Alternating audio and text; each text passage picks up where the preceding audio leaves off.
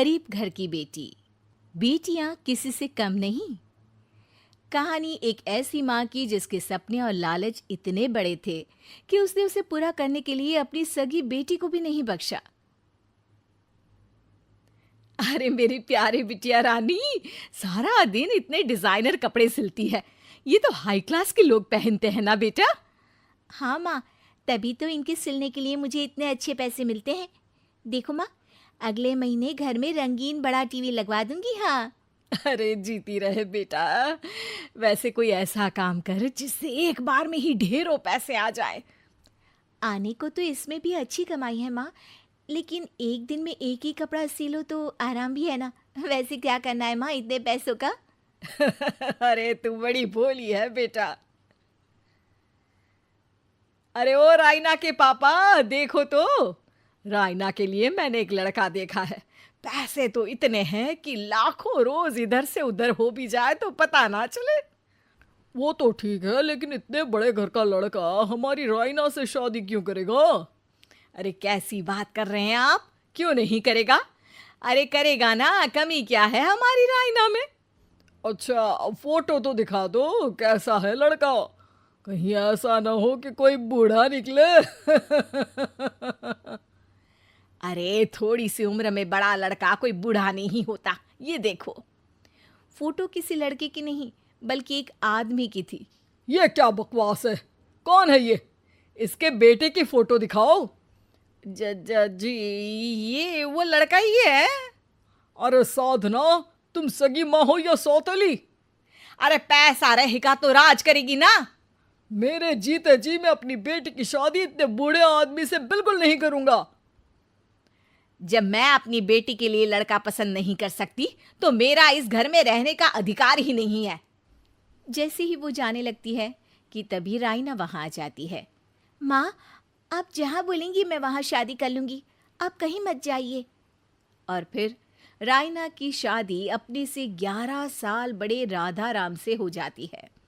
शादी के बाद एक दिन, अरे माँ, कैसे आना हुआ आपका?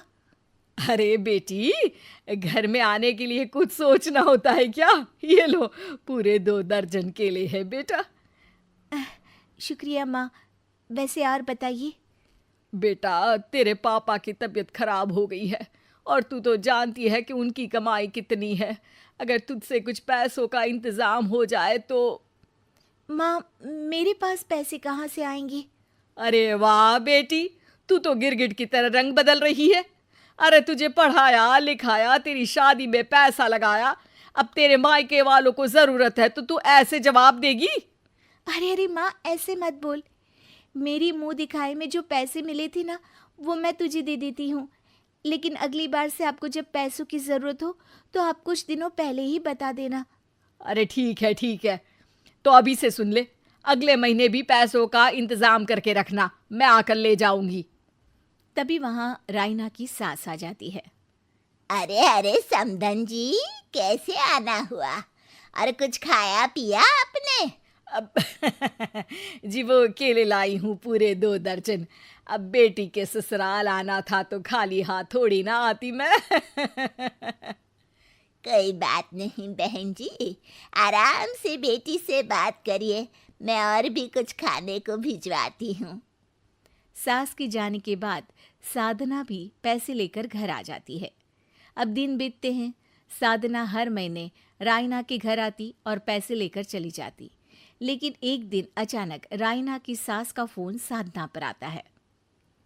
बहन जी, जैसे भी हो आप जल्दी से हमारे घर आ जाइए ना। हमारी बहू रायना को क्या हो गया है? न बोल रही है न हिल रही है। हैं? अरे मार तो नहीं डाला मेरी मासूम बेटी को? साफ साफ बोल देती हूँ, मेरी बेटी को कुछ भी हुआ होगा ना तो मैं तुम लोगों को कंगाल कर दूंगी, क्लेम कर दूंगी करोड़ों का। अरे क्या हुआ भाग्यवान, कहाँ से करोड़ों आ रहे हैं? अरे मार डाला हमारी बिटिया को उन लोगों ने। हैं? क्या बोल रही हो तुम? मैंने तो पहले ही बोला था कि लड़का ठीक नहीं है। दोनों रायना के घर पहुंचते हैं, जहां रायना का पति कहता है, अरे अरे आप डरिए नहीं, डॉक्टर ने कहा है कि वो अब खतरे से बाहर है। अरे पर वो खतरे में गई क्यों? अरे क्यों मेरी लड़की को मारने की कोशिश की गई? अरे वकील करूंगी बड़े से बड़ा और सबको सड़क पर ले आऊंगी। अरे सौम्या की माँ में इतनी हिम्मत है कि वो अपनी बेटी को पाल ले। रास्ते में ले आऊंगी तुम लोगों को। हाँ। अरे माता जी, लेकिन डॉक्टर की बात तो सुन लीजिए। नहीं नहीं, मुझे किसी की बात नहीं सुननी मेरी बेटी। अरे सुन तो लो भाग्यवान कि क्या बोलना चाह रहा है तुम्हारा दामाद। जी दामाद जी, बताइए क्या हुआ है हमारी बेटी को? अरे पता नहीं, सारी सारी रात किसके लिए कपड़े सिलती रहती है और वो कपड़े जाते कहाँ हैं। अरे हम तो इतने पैसे वाले हैं, हमें तो कोई ज़रूरत नहीं है इसके सिलाई के पैसों की। मैंने तो कहा भी कि बिटिया अगर इतनी इच्छा है तो दिन में एक ड्रेस सिल लो, लेकिन मानी नहीं।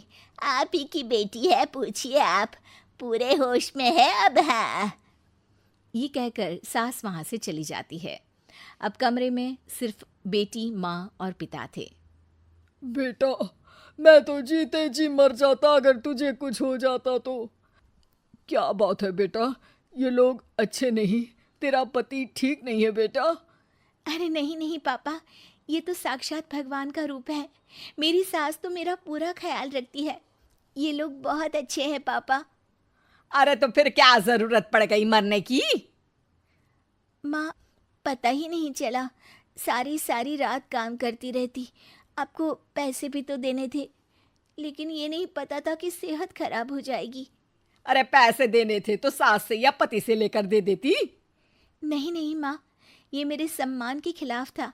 आप लोगों ने मुझे इस लायक बनाया है कि मैं आप लोगों की मदद अपने पैसों से करूं। पिता को साधना पर बहुत गुस्सा आता है, लेकिन साधना की आंखों में आंसू होते हैं। मुझे माफ कर दे बेटा, मैंने कभी नहीं सोचा था कि तू इतनी स्वाभिमानी निकलेगी।